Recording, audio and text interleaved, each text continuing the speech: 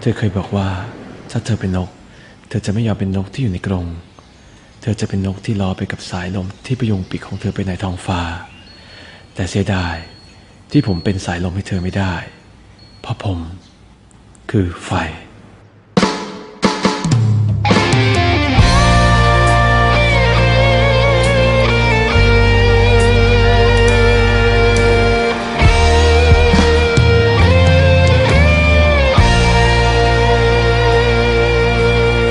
รักกันนานแล้วเบื่อ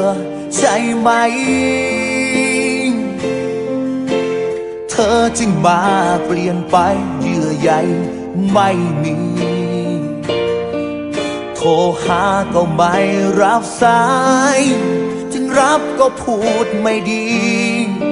ชวนฉันเลิกกันทุกทีเธอเป็นอย่างนี้ได้ไงเธอว่าเป็นลิขิตจากฟ้าทำให้เราต้องมาแยกทางร่างไกล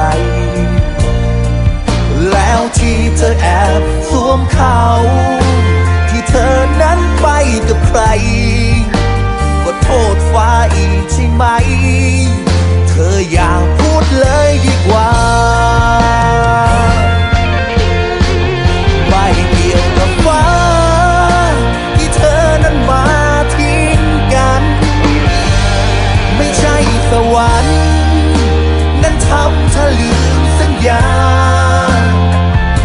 ไม่ต้องโทษใคร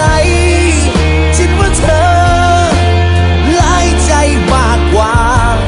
อย่าอ้างดีอย่าเอาฟ้ามาลบล้างความหลายใจ